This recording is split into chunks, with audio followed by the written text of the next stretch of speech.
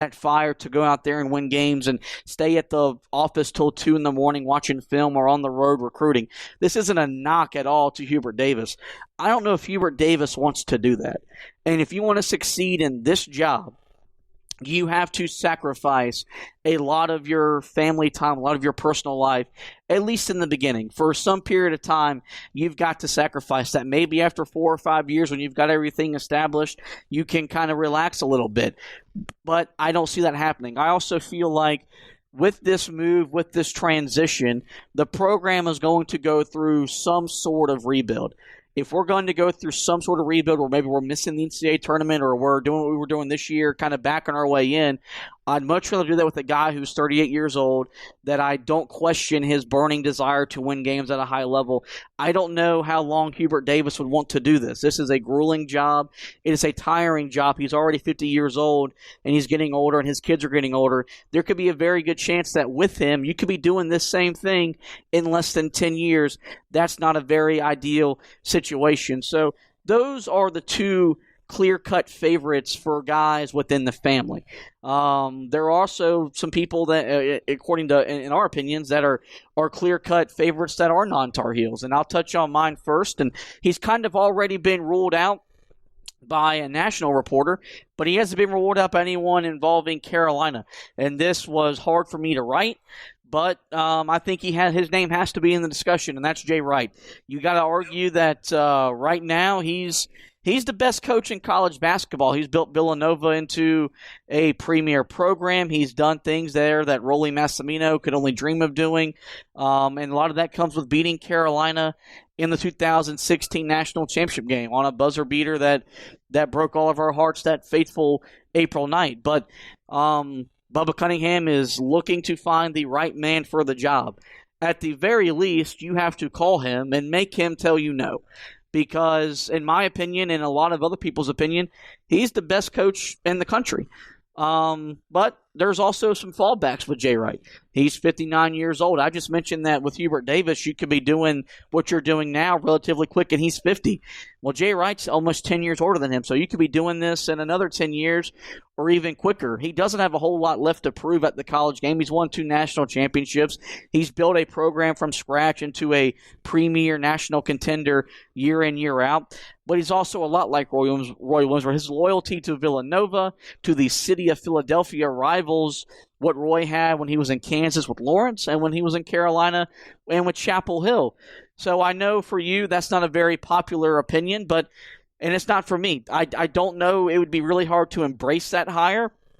But I felt like hearing what Bubba Cunningham had to say, he's got to be at least in the mix because of his reputation within the college game. With that being said, I don't see him being the next head coach of the Tar Heels starting next season. You have a guy on your list that, in my opinion, is not even an option, and that's Brad Stevens with the Boston Celtics in the NBA. So I'll let you kind of detail why you have him on your list, and then I can kind of tell you why, in my opinion, he's not an option for this job. Yeah, well, first of all, would never want Jay Wright. Absolutely hate Jay Wright with everything in my blood. Great coach. After 16, would never want him as the head coach of the Tar Heels. Don't care how successful he is. Would never be able to sell me most of the fan base on it. That would just be an awful hire by Bubba Cunningham. Brad Stevens, again, not very likely. I think that that's one that is kind of a pipe dream. But you look at the success that he's had at the college level. He turned Butler, a team at the time that wasn't in the Big East Conference. They were a small conference team. Turned them into one of the perennial powers of college basketball. He did what Mark Few had done at Gonzaga in a shorter period of time, and his time being at Butler. And look, he came a front end away from winning a national championship, and he did it with guys that were not superstars. His best player that he ever coached was Gordon Hayward. Outside of that, his best player outside of him was probably Sheldon Mack. Most people don't even know who that is.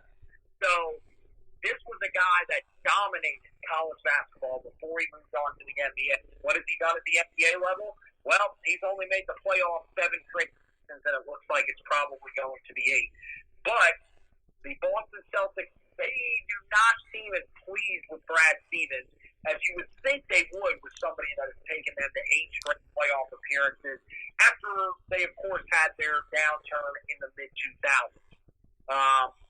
It's pretty hard to believe, and I think a lot of people still think that he is going to want to be in the NBA going forward. But I think that if there was a job that he would potentially come back to top basketball for, it would have to be of the prestige of Carolina. And I know a lot of people are saying, well, at Indiana that was just open, he decided to turn that down. I think part of that is, one, the fact that he coached at Butler. I know that is not the rivalry that it once was, but I do think that could play a little bit of a factor in it. And I think, two, the other part of it is that Indiana is no longer the program they once were.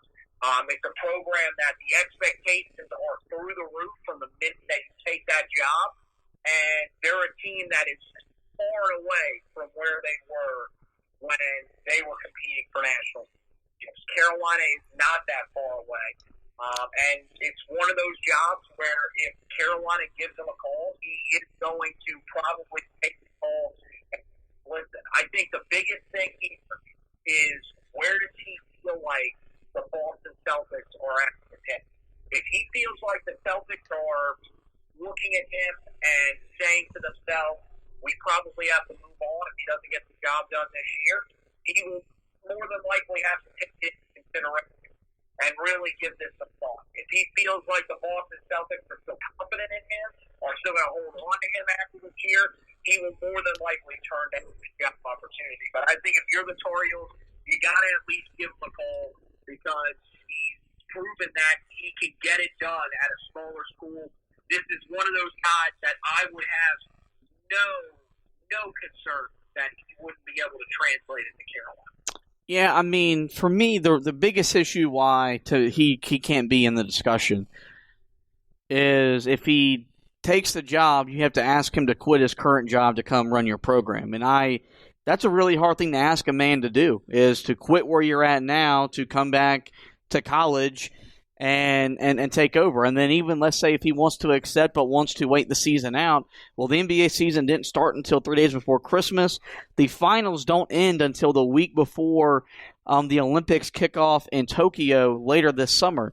There's no telling how long Boston could be playing basketball into the summer.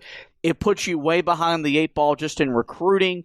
And then, I mean, like, I don't doubt his coaching ability. He's probably the best X and O's coach in the NBA. He was a heck of an X and O's coach in the college game. But he's adapted that NBA lifestyle, meaning he doesn't have to go recruiting.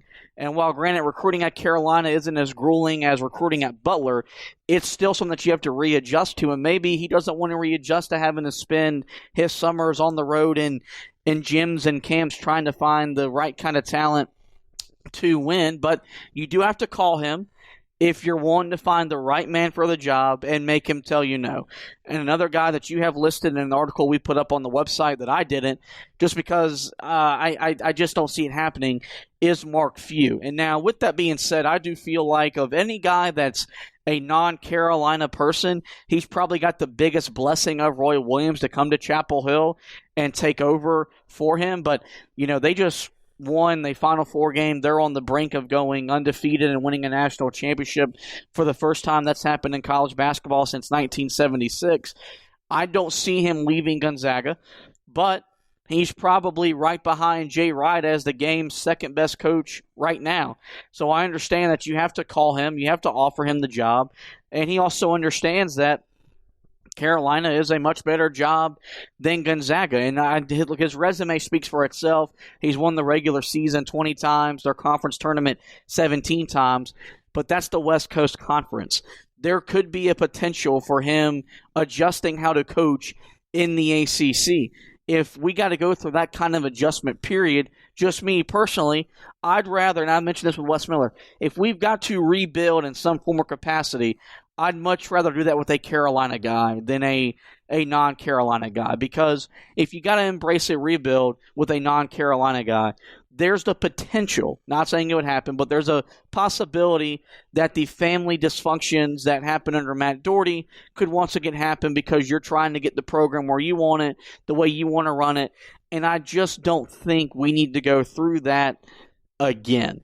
But you do got to call Mark Few, and you do got to make him tell you no. I do think he will be strongly considered for the job, but with my timeline thinking he'll be the head coach, or we'll have a head coach by Wednesday, he'd pretty much have to accept the job Monday night after winning or playing the national championship game as they'll take on Baylor. So with that, let's move on to, I think, where it gets a little bit more interesting, and that's the guys that are clearly in the discussion for this job, and this one that you and I agreed on really heavily. And for me, I started with I had Hubert Davis as the guy that was kind of maybe in the not Hubert Davis, Jerry Stackhouse, the current Vanderbilt head coach. There's a lot of Carolina guys that have longed for him to come back and coach this program, and he very well may have a chance. As I reported earlier, he was supposedly on campus this weekend interviewing for the job. He brings a level of pedigree coaching where he took a G League team to a championship with the Toronto 905. He played for Dean Smith, so you have that extension of Dean Smith back on the sidelines and within your program. But at Vanderbilt, well, he's brought in the kind of talent that Carolina fans have longed for, but he haven't gotten the kind of success that comes with recruiting 5-star players like Scottie Pippen Jr. and some other guys. And he's also had some run-ins with the media where he's taken to Twitter and voiced his discontent with media members and stuff like that. That's not going to be a good representation at Carolina. Maybe he would be able to dial it back, but also feel like Jerry Stackhouse is a guy that he is who he is, and he would wear that emotion on his sleeve, whether he's the head coach of the Tar Heels or the head coach of some Indonesian team overseas. So let's talk about Jerry Stackhouse and the possibility he is the next head coach of the Tar Heels. I think it's pretty thin. I think, as a Tar Heel, there's no denying that Jerry Stackhouse is a guy that loves Carolina. Would definitely love the opportunity to coach in Carolina. But I think you look at him, and I don't know, I'm not saying that if he came to Carolina, he would end up leaving.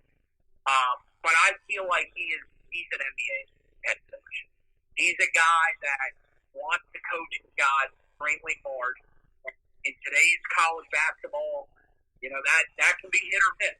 It work with guys, but it can also, with college, these college kids, especially with the fact that the transfer portal has become as easy as it has to get into and to find another school as quickly as some of the guys that we've seen so far this year. It's going to be tough for you to be able to recruit the type of kids that want to be able to play for a coach that is as aggressive as he is. And, I told you this last night when we were talking about him a little bit. He gives off that vibe of a guy like Greg Pop, like Rick Carlisle, where, some of the older guys with a little bit of tougher skin that have been around the NBA for a while, they can hit. I don't know if kids that are just coming out of high school at the college level can handle the type of intensity that he brings to the court. And look, I wouldn't expect him to change. That's why I think he is the perfect coach for the NBA. I think there's also some concern with the fact that he hasn't really had a lot of success at Vanderbilt. I know people have said that it's extremely tough to win there. But remember, one of the guys that was on Roy Williams' first staff at Kansas, Kevin Stallings, went there and had some pretty good success there. So it's not impossible. I'm not saying that Jerry Stackhouse should have gone there and taken his team to the NCAA tournament, but this team has really, really struggled over the last couple of years, even with a guy like Scottie Pippen Jr. there. So I think that you definitely have to be at least a little bit concerned. That's not something that you can just pass off. But at the same time, I do think that that's something that you shouldn't read too much into. If he was to come to Carolina, he would definitely have a much better staff around him, because you would believe that there would be some other guys that maybe aren't on college coaching staffs, any coaching staffs, even at this point, that would potentially want to come out and coach with them. You would also have some of the guys that I think are still on the current staff that would want to stick around and help him coach